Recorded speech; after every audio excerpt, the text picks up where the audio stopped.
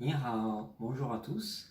Aujourd'hui, je vais vous présenter la règle numéro 4 de l'écriture chinoise pour l'ordre des traits, comment constituer, écrire un caractère dans le bon ordre. La règle numéro 4, qui n'est pas très parlante pour vous pour l'instant, peut-être, veut dire extérieur puis intérieur.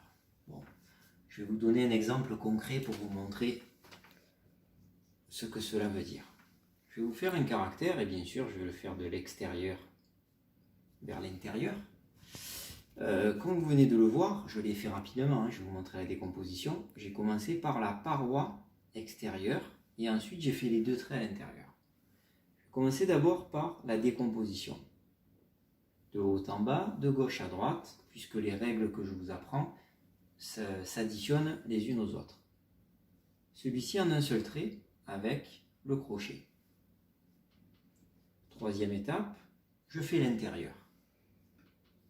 Quatrième étape, je fais l'extérieur. Vous pouvez toucher ici, ou ne pas toucher, même c'est encore plus joli quand on ne touche pas, c'est plus esthétique.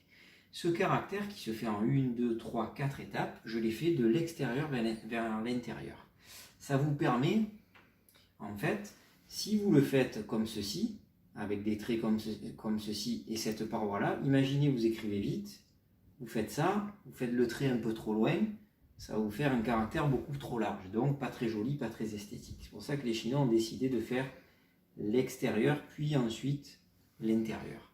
Alors il n'est pas totalement fermé, mais si il venait à être fermé, vous verrez, ça serait peut-être une autre règle. Mais en tout cas, voilà ce caractère qui, pour l'instant, ne vous dit rien, mais en fait, il représente ceci à la base, c'est-à-dire un croissant de lune. Et oui, ce caractère veut dire la lune. Pourquoi? Parce qu'il y a très longtemps, plusieurs milliers d'années, bien sûr, les Chinois voulaient représenter la Lune par un croissant de Lune, non pas par un cercle comme la pleine Lune, parce que ça ressemble trop au Soleil, donc ils ont voulu représenter un croissant de Lune. À force d'écrire vite, bien sûr, ils se sont rendus compte qu'ils ne fermaient plus le croissant de Lune. C'est pour cette raison qu'il n'est plus fermé aujourd'hui. Ces deux traits, ça peut être soit des petits points qui représentent la luminosité de la Lune pendant la nuit, mais si vous regardez bien, quand vous avez une pleine lune ou une demi-lune, vous remarquez qu'il y a des sortes de taches noires. Ça peut être ça, c'est les fameux énormes cratères qu'il y a au niveau de la Lune. Donc ça peut représenter les sortes de cratères de parties sombres que l'on voit sur la Lune. Voilà l'histoire de ce caractère.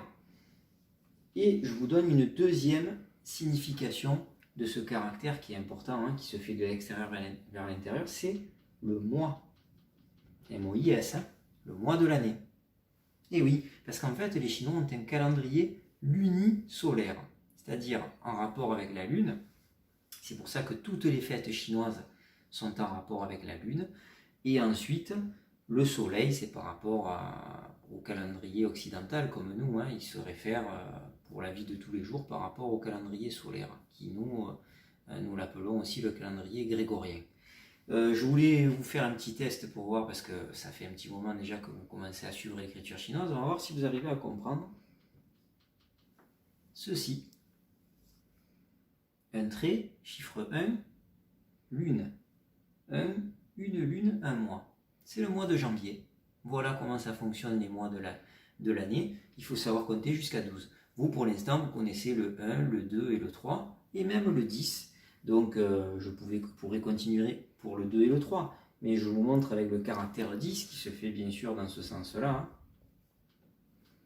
10e lune, c'est le mois d'octobre.